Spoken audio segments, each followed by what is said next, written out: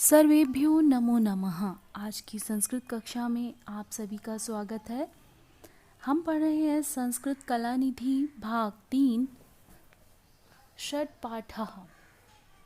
पिछली कक्षा में हमने षट पाठः का शब्दार्थ, संधि व वर्ण संयोग पढ़ा था। आज की कक्षा में हम पढ़ेंगे षट पाठः बुद्धिहीना विनश्यन्ति का अनुवाद। बुद्धिहीना विनश्यन्ति अर्थात बुद्धिहीन का विनाश हो जाता है।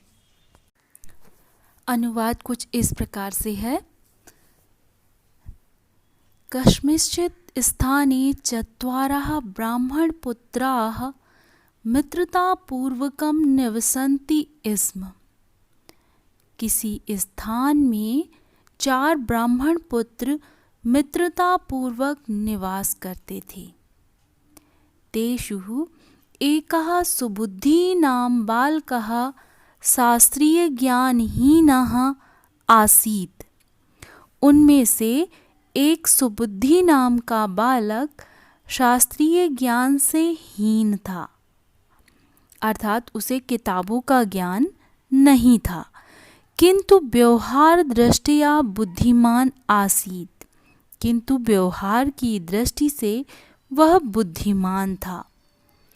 अन्ये त्रयः शास्त्रेषु पंडिताः आसन्।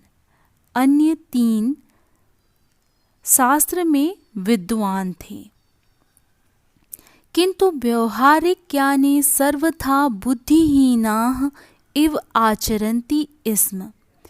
किंतु व्यवहारिक ज्ञान से सदैव बुद्धिहीनों की तरह आचरण करते थे।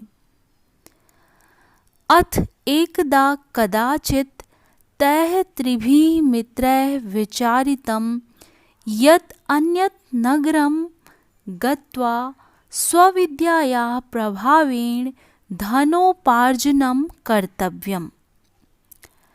अब एक दिन निश्चित ही उन तीनों मित्रों ने विचार किया कि हम दूसरे नगर जाकर अपनी विद्या के प्रभाव से धन अर्जित करेंगे।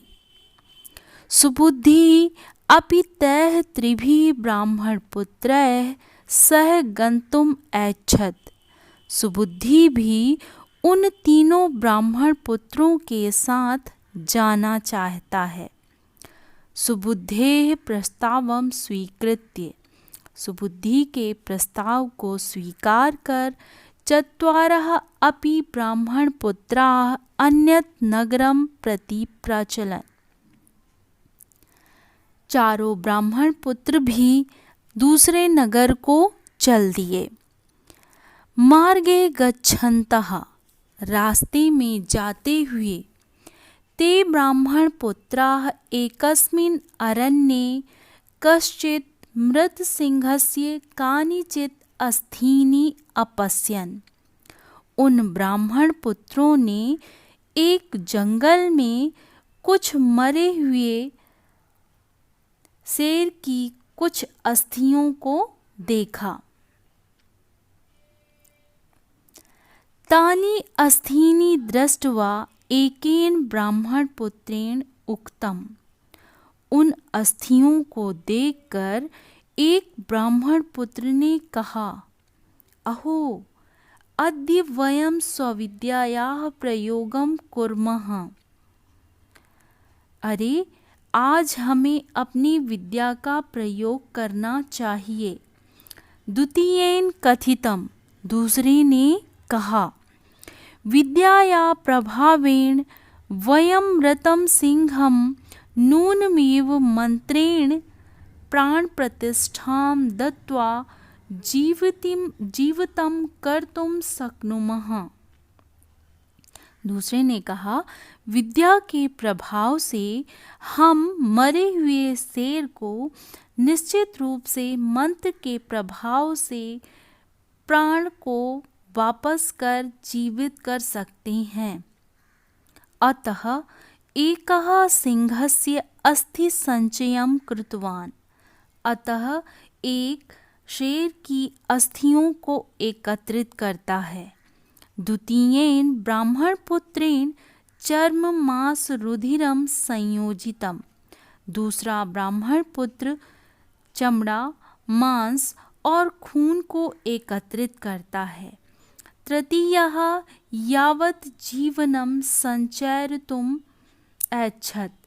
तीसरा जैसे ही उसमें प्राणों को डालना चाहता है, तावत वैसे ही।